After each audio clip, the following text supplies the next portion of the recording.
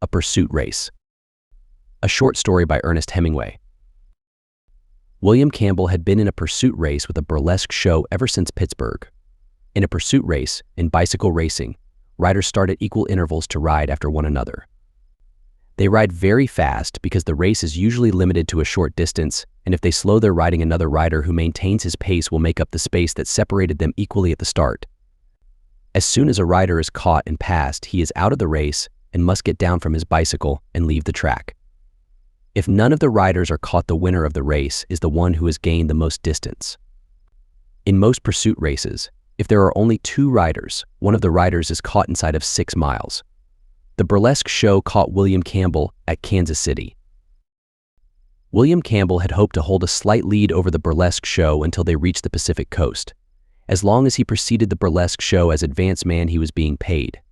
When the burlesque show caught up with him, he was in bed. He was in bed when the manager of the burlesque troupe came into his room, and after the manager had gone out, he decided that he might as well stay in bed. It was very cold in Kansas City, and he was in no hurry to go out. He did not like Kansas City.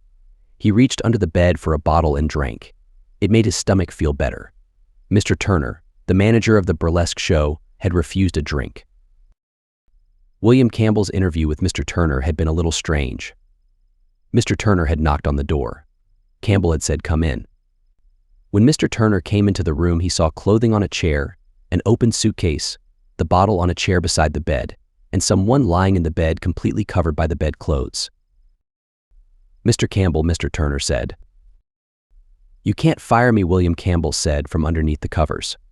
It was warm and white and clothes under the covers. "You can't fire me because I've got down off my bicycle." "You're drunk," Mr. Turner said. "Oh, yes," William Campbell said, speaking directly against the sheet and feeling the texture with his lips. "You're a fool," Mr. Turner said. He turned off the electric light. The electric light had been burning all night. It was now 10 o'clock in the morning. "You're a drunken fool. When did you get into this town?" "I got into this town last night," William Campbell said, speaking against the sheet. He found he liked to talk through a sheet. "Did you ever talk through a sheet?" "Don't try to be funny. You aren't funny." "I'm not being funny. I'm just talking through a sheet."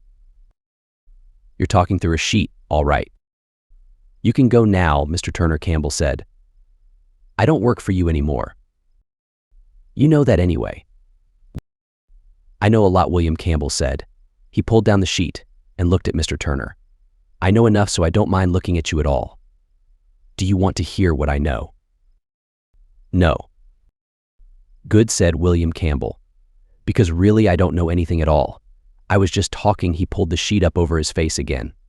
"I love it under a sheet," he said. Mr. Turner stood beside the bed. He was a middle-aged man with a large stomach and a bald head, and he had many things to do. "You ought to stop off here, Billy, and take a cure," he said. "I'll fix it up if you want to do it." "I don't want to take a cure," William Campbell said. "I don't want to take a cure at all. I am perfectly happy. All my life I have been perfectly happy." "How long have you been this way?" What a question! William Campbell breathed in and out through the sheet. "How long have you been stewed, Billy?"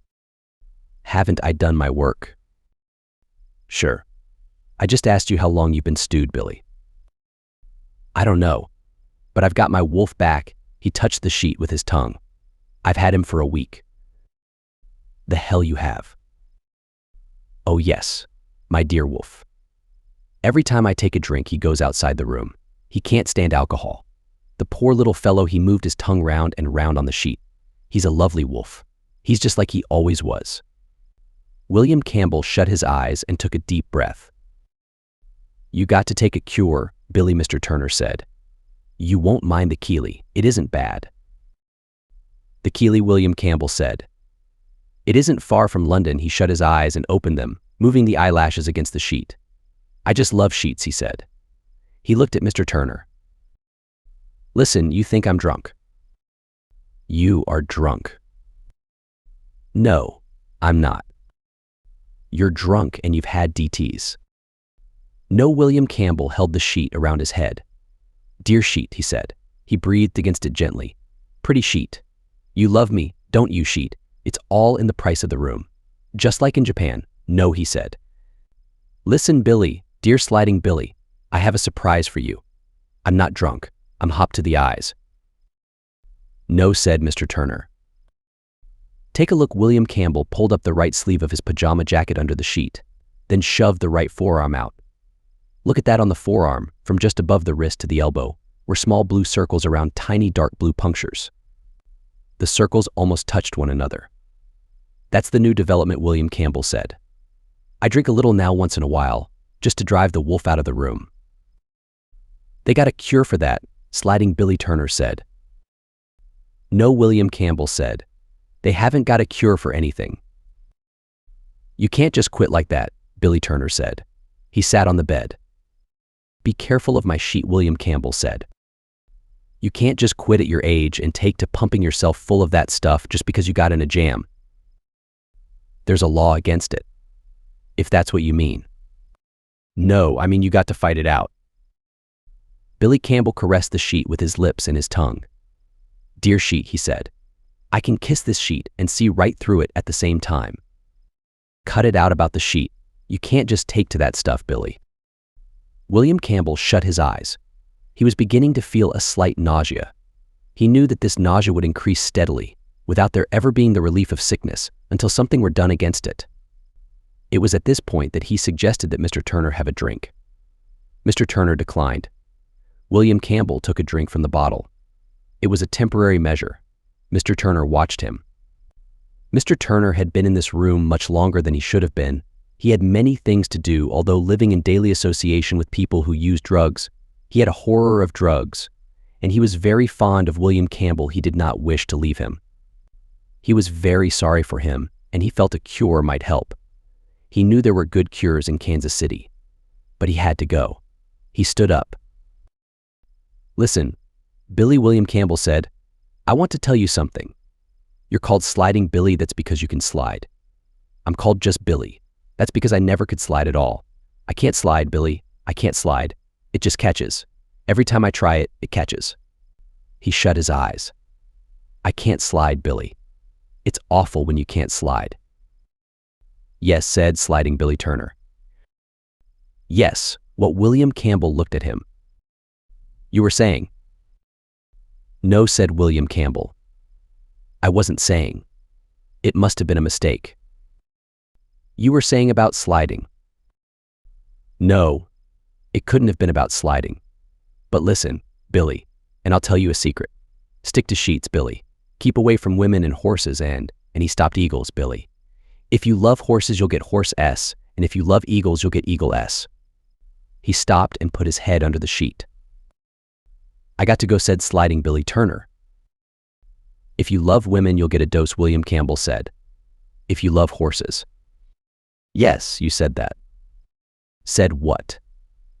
About horses and eagles. Oh yes, and if you love sheets, he breathed on the sheet and stroked his nose against it.